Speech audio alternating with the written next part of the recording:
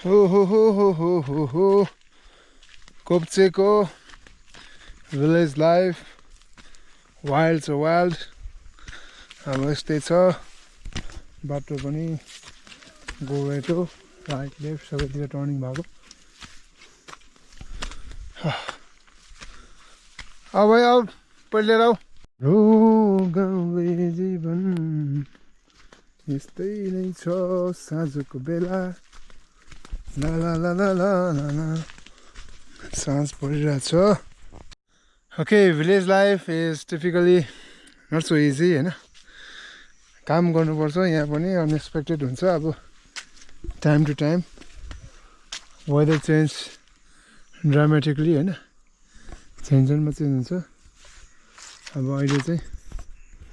चाहिँ वेदर ठिकै छ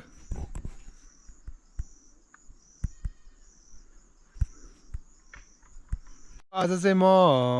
यो हाम्रो कोप्चेमा छु हैन मेरो छेउछेउमा देखिसक्नुभयो सिन्कौलीको बिरुवाहरू यो चाहिँ सबै यो सबै वरिपरिको चाहिँ सिन्कौलीको बिरुवाहरू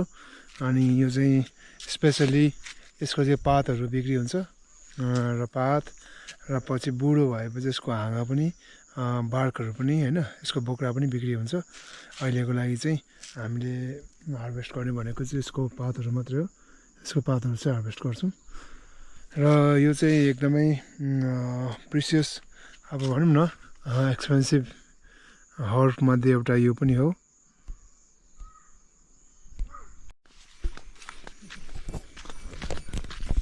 अब अँध्यारो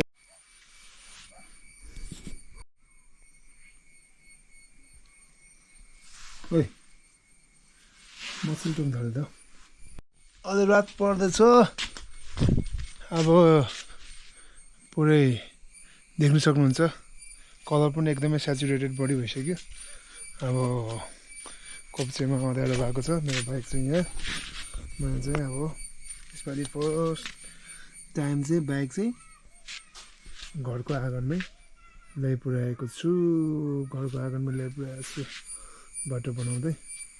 बाटो चाहिँ वाइल्ड बनाइयो जस एकदमै डाउन स्टाइलमा बाटो खनेर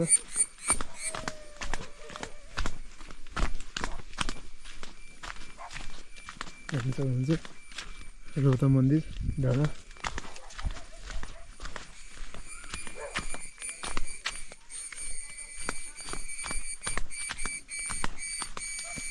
बाटो त्यस्तै छ तल मेन रोडको बाटोसम्म जोडिएको छ